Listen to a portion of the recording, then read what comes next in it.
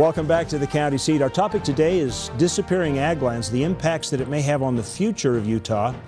And joining us for our discussion is John Bennett, who's the Executive Director of the Utah Quality Growth Commission. Did I get that right? Yes. Curtis Rowley, who is an owner and farmer at the Cherry Hill Farm down in Utah County, and Utah County Commissioner Larry Ellertson. Gentlemen, thank you for joining us for our conversation today. Good to be here. Thank you. I want to start by talking about this concept that I've heard about of food security. What is it, John? We had a task force, a legislative task force that I was part of the staff of last year. And what we defined it as the ability of the state of Utah to support its own citizens if there were, with agricultural products, if there were a reason why that might happen. And we actually did a study, commissioned a graduate student from Utah State to do a study of what we produce, discovered that we are able to support ourselves with wheat. We probably grow enough protein, but we couldn't process it.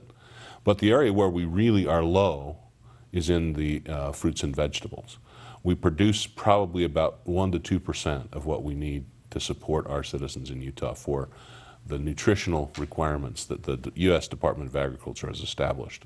That's almost a parallel number to the lands, the percentage of lands within the state that are really suitable. That's a fairly narrow belt, isn't it? It is.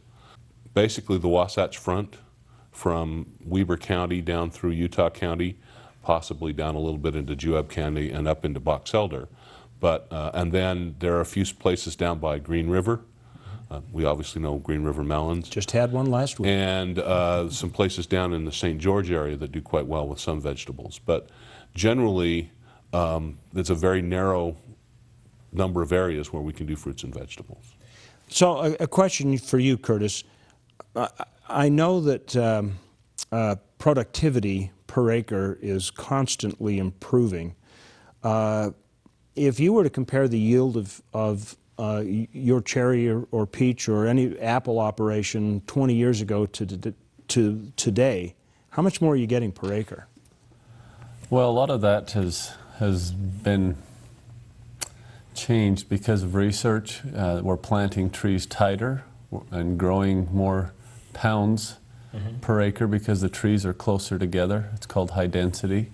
So that has really increased a lot of the production. And there also just each year research is being done on how to control bugs, how to control your watering, how to control lots of different things. And the more we learn about it, the more we practice it, the better our yields have become and things like that.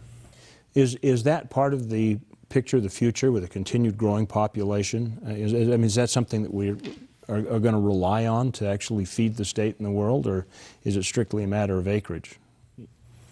Well, surely the idea of improving yields is going to help, but if you don't have the land, then you can improve the yields all you want, and you're still not going to get the yields you need, because ultimately you got to have some place to put the trees in an operation like Mr. Rowley's. Is that number, or are acres of fruit and vegetable lands shrinking in the state, or have they kind of leveled out?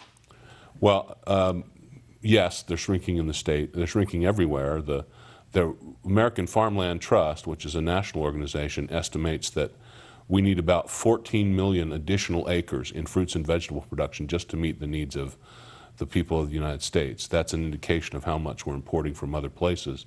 If we wanted to be food secure by the definition that I made in the U.S., we would need to increase our production by about 14 million acres.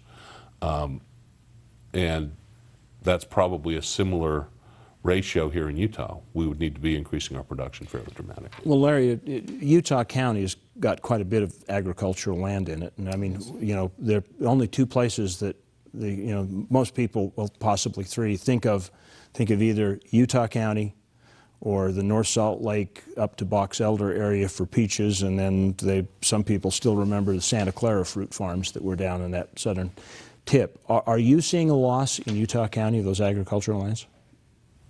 The demand for development puts a lot of pressure on the landowners to keep it in agricultural production.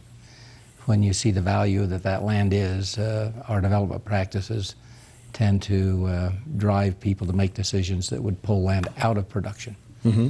And I think that's part of the challenge that we face as we look at development and we recognize that population will grow, is how do we do it so that we can sustain agriculture.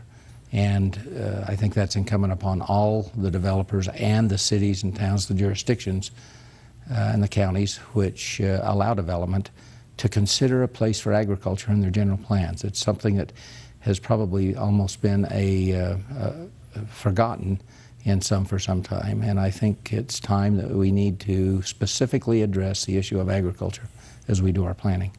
Well, the first question that would come to mind, or the first solution that would come to mind, would be, all right, let's pass some regulations saying if we've got farmland, you can't use it for anything other than farmland. But then that kind of gets into the face of individual property rights. Is there a better tool to try and help protect and preserve these lands? That's part of the challenge we face, quite honestly, is how do we do it? There are situations and issues that are being looked at in terms of how do we compress, which is talking about densities of development and those kinds of things, and maybe use the agriculture as part of the open space.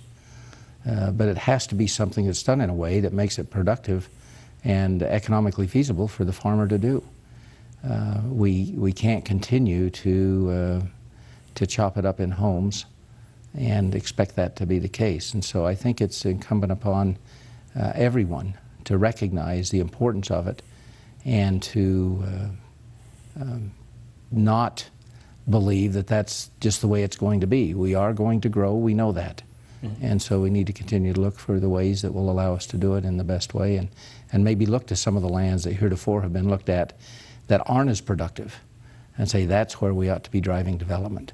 Part of the challenge you get is how do you then look at the return or the value of those lands to the property owners.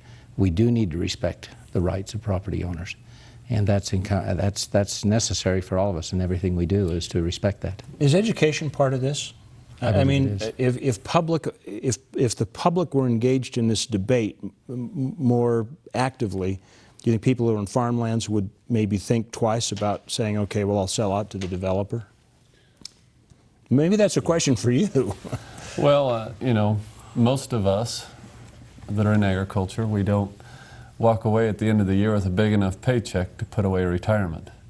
And so that's the challenge, is we're farming to prepare ourselves for retirement. That ground becomes what we kind of egg nest for our retirement. So how do we take that money and use it for our retirement, but then pass it on to someone else who might want to keep farming? That's what we're talking about here. I mean, the challenge is making it profitable enough so that we maybe have a retirement and not have to use the farmland for that. Or do we get rid of some developmental rights and make it so that that farmland stays in farmland? Well, that's a big challenge, I would presume, all the way around the clock, and we're just right down to the break. So we're going to take a break. When we come back, we're going to talk about the pressures that are lying on agricultural lands and perhaps look at some solutions. We'll be right back on the county seat. Stay with us. We'll be back in a minute. Ever wanted to go on a vacation to Mars? What about a visit to the Old West? Impossible, right? Well, forget what you think is real. In southern Utah's Kane County, other worlds are just an ATV ride away. The Old West lives on in every sunset. From the downtown streets of Little Hollywood to the vistas that have inspired the world. Never find yourself closer to home and yet farther than you've ever been. Southern Utah's Kane County, where anywhere is possible.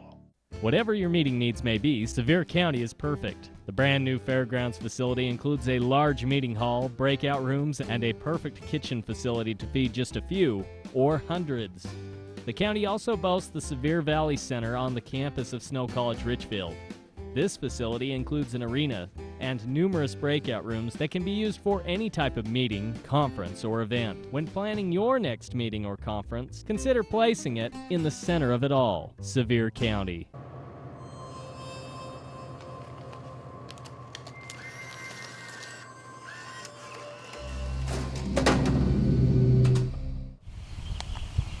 unlimited opportunity for adventure. It's all about knowing where to look.